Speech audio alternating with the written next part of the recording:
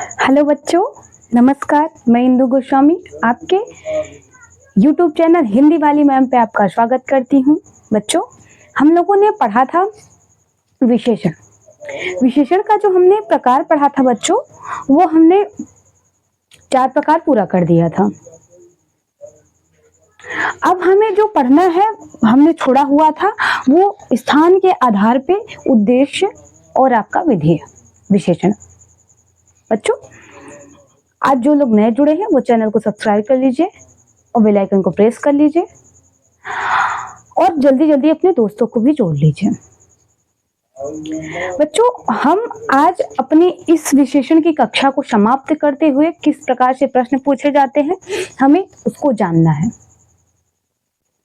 बच्चों, हमें इसमें पूरी तरह से ये जानना है कि प्रश्न किस तरह से विशेषण से पूछे जा सकते हैं, क्योंकि कभी कभी हम वो चीज आती तो है लेकिन हम वो चीज अपनी परीक्षा में उत्तर नहीं दे पाते हैं। होता क्या है हमारे साथ, हमें ये तो पता रहता है उसकी परिभाषाएं, उसके उदाहरण, लेकिन हमें ये नहीं पता रहता प्रश्न पूछेगा कैसे। तो आज हम हमारे 2 टॉपिक बचे हुए हैं, तुरंत करते हुए हम अपनी प्रश्नों की ओर चलेंगे। किस प्रकार से प्रश्न हमें पूछा जा सकता है, जैसे गुणवाचक विशेषण में कैसे पूछ सकता है, संख्यावाचक में कैसे पूछ सकता है, ये सब हम देखेंगे। बच्चों, आइए हम चलते हैं अपनी कक्षा की ओर। बच्चों, उद्देश्य और विधेय, आप लोगों से निवेदन है बच्चों, आप कृपया अपने सभी दोस्तों को जोड़ लीजिए, उसके बाद हम कक्षा को शुरू करते हैं।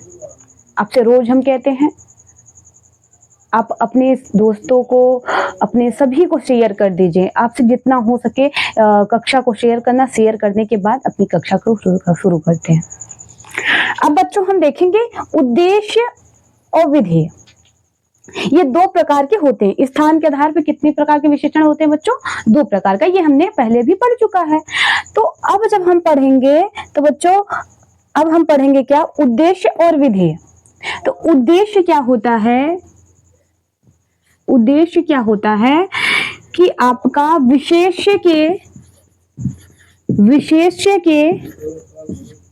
पहले प्रयोग, ये विशेष्य के पहले प्रयोग होता है और विधेय विशेष्य के बाद प्रयोग होता है। ये हमारा बच्चों ये हुआ।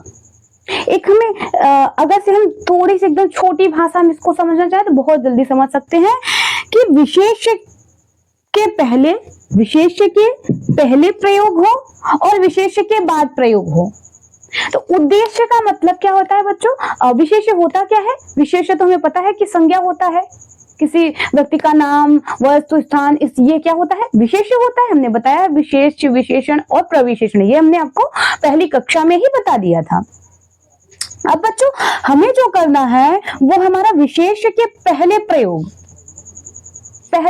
विशेष्य के पहले, मतलब किसी संज्ञा के पहले प्रयोग हो जाए तो वो आपका विशेष्य है, आपका वो उद्देश्य हो जाएगा। और विधेय क्या होगा? विशेष्य के बाद, वो हमारा विधेय हो जाएगा। उद्देश्य का मतलब क्या होता है बच्चों? कि जिसके बारे में कहा जाए, और जो कहा जाए वो विधेय होता है।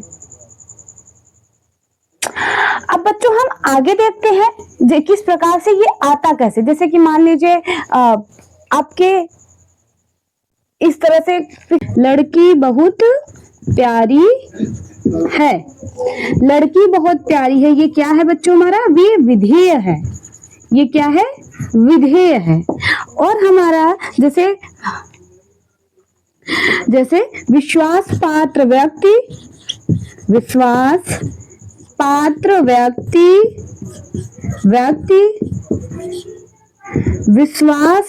व्यक्ति आदर का पात्र होता है। ये हमारा क्या हो जाएगा? उद्देश्य हो जाएगा। ये हमारा क्या हो जाएगा बच्चों? उद्देश्य हो जाएगा। जब हमें दिखाई दे कि ये आपका विशेष्य भी पहले लगा हुआ है, तो वो हमारा क्या हो जाएगा, वो आपका हो जाएगा उद्देश्य हो जाएगा। अगर आपको लगे कि विधेय आपके विशेष्य के बाद में लगा हुआ है और उसकी विशेषता बता रहा है, तब आप तुरंत जान जाइएगा कि वो विधेय होगा। ये हमें उम्मीद है बच्चों कि आप सबको ये क्लास समझ में आ रही होगी। थोड़ी सी एकाग्रता बनाइए, जरूर समझ में आएगी। हम पूरी कोशिश कर रहे हैं कि आपको ये कक्षा अच्छी से अच्छी समझ में आ जाए। आप भी प्रयास करिए बच्चों कि हमारे प्रयास को सफलता मिल सके। हमारी सफलता तभी है जब आप लोगों की यह कक्षा दिमाग में पूरी तरह से समझ में आ जाए। इस तरह से हमारी भी सफलता हो जाएगी। हमें भी खुशी होगी कि हमारी पढ़ाई हुई चीज आपको समझ में आई। इसलिए आप अपनी मानसिक को एकाग्र करिए। देखिए बच्चों, ये जो हमारा है, अब हमने पढ़ लिया स्थान के आधार पर। अभी हम लोगों ने संरचना के आधार पर पढ़ा था 4 प्रकार के, ये हमने पढ़ लिया उद्देश्य और विधेय। अब बच्चों हम जो देखेंगे, अब इससे किस प्रकार से प्रश्न पूछे जाते हैं हम वो देखेंगे बच्चों। अब हम क्या करेंगे कि किस प्रकार से इसमें प्रश्न पूछे जा रहे हैं, किस प्रकार से इसमें आएंगे, हम वो जानेंगे।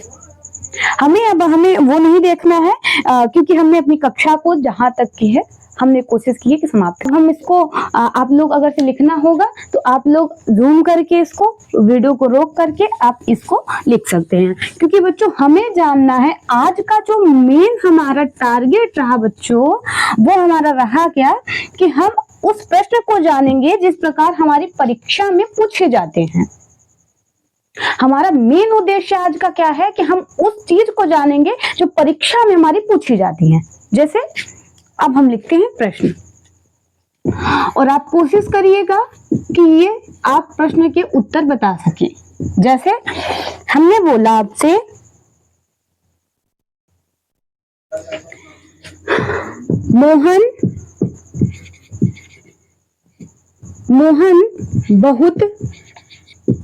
मोहन बहुत बुरा लड़का है। मोहन बहुत बुरा लड़का है। अब आपसे पूछा जाए कि बताइए बच्चों इसमें कौन सा आपका विशेषण है, आप क्या बताएंगे? आप अगर जितने लोग दूसरी कक्षा को लिए होंगे, पहली दूसरी कक्षा को, वो इस कक्षा के सारे प्रश्न बताएंगे। अगर इसने नहीं लिया तो आपसे निवेदन है मेरा कि आप जाके पहले उस कक्षा को पढ़िए बच्चों, उसके बाद इस कक्षा से जुड़े आप। ये हमारा आपसे निवेदन रहा बच्चों, क्योंकि पीछे नहीं पढ़ेंगे तो हमें आगे नहीं समझ में आएगा। अब देखिए बच्चों, हम देखते क्या है, मोहन बहुत बुरा लड़का है। अब हमें क्या इसमें बता रहा, मैंने जब हमने पढ़ाया था, क्या पढ़ाया था, उसके जो बुरा है किसमें आता है आपका, बुरा अच्छा किसमें आता है, गुणवाचक। किसमें आता है, गुणवाचक। गुणवाचक विशेषण। गुणवाचक विशेषण, चाहे वो अच्छा हो और या हो बुरा, हमारा दोनों में ही क्या आता है, विशेषण गुणवाचक आता है। अच्छा हो बुरा हो, उसके अंदर की कमियां हो, उसके अंदर की बहुत महत्वपूर्ण बातें हो कि सरदार वल्लभ भाई पटेल बहुत अच्छे व्यक्ति थे, और किसको नेताजी सुभाष चंद्र बोस बहुत अच्छे व्यक्ति थे, महात्मा गांधी बहुत अच्छे व्यक्ति थे। तो हमें अच्छा हो, या फिर हमें बताया जाए कि राम बहुत बुरा लड़का है, तो हमें यहाँ बुराई बताया जाए, अच्छाई बताया जाए उसके, तो हमें क्या पता चलता है कि वो हमारा गुण बता रहा है। वो अच्छाई हो या बुराई हो, कुछ भी हो, गुण तो गुण, तो हमारा क्या हुआ, गुणवाचक बच्चों। उम्मीद है कि आपको ये बात समझ में आई होगी। ना समझ में आई होगी तो इस वीडियो को फिर से पीछे करके आप एक बार देख लीजिएगा बच्चों। अब आगे हम चलते हैं बच्चों। जैसे यहाँ पे पूछ लिया जाए आपसे कि राम अपने पिता से कुछ पेन मंगाता है। राम अपने पिता से कुछ पेन मंगाता है। अब कोई मुझे ये बता सकता है कि ये क्या है बच्चों? ये क्या है, मैंने आपसे पहले, अच्छा आप ये बताइए कि पेन गिना जाएगा या तौला जाएगा? आप जानते हैं कि पेन गिना जाएगा, तौला नहीं जाएगा। तो मैम जब तौला नहीं जाएगा तो कुछ बोल रहा है। मैंने आपको संख्यावाचक दो प्रकार से बताया था। एक बताया था बच्चों कि आपका निश्चित होता है, एक अनिश्चित होता है। तो जब निश्चित होता है तो उसमें क्या होता है कि 2, 4, 6, 10 आते हैं, लेकिन अनिश्चित आता है तो कुछ आता है, थोड़ा आता है, ऐसे आता है। तो बच्चों हमें क्या करना है, कुछ पेन मांग रहा है, तो कुछ पेन जब मांग रहा है तो इसमें क्या आएगा, अनिश्चय संख्यावाचक, अनिश्चय संख्यावाचक विशेषण। इस प्रकार से बच्चों हमें प्रश्न परीक्षा में देखने को मिलेंगे। इसी प्रकार से आपसे पूछ लेगा कभी कि बूढ़े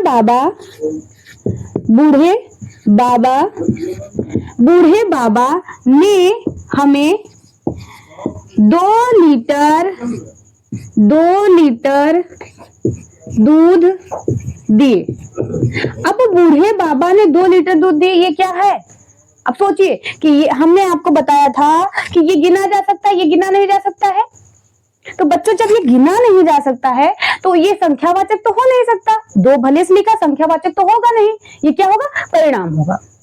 जब परिमाण होगा, ये क्या होगा, ये तौलने वाला है। इसको नापते तौलते हैं, गिना नहीं जाता है। और 2 लिखा है, अगर कुछ दूध होता तो हम अनिश्चय बताते, लेकिन 2 लीटर बता रहा है तो निश्चित होगा।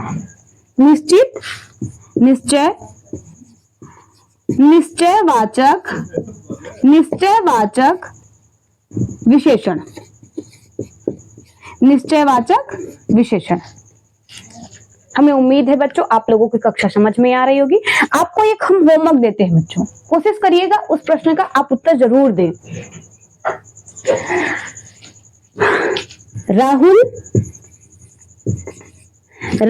आज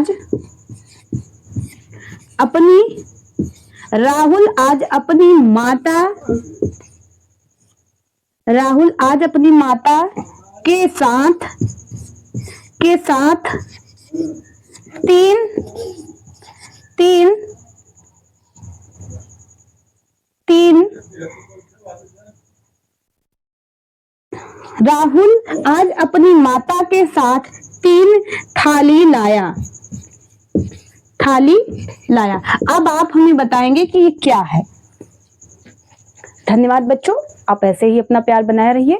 कोशिश करिए कि बहुत से जल्द से जल्द अपने दोस्तों को जोड़ने की कोशिश करिए, उनको भी पढ़ने का मौका मिल सके जो कि फ्री में बच्चे और लेटेस्ट में न्यू पढ़ना चाहते हैं व्याकरण, और उनको समझ में भी आ सके क्योंकि न्यू और फ्री में है, क्योंकि सभी बच्चे पेड क्लास नहीं ले सकते हैं। धन्यवाद बच्चों।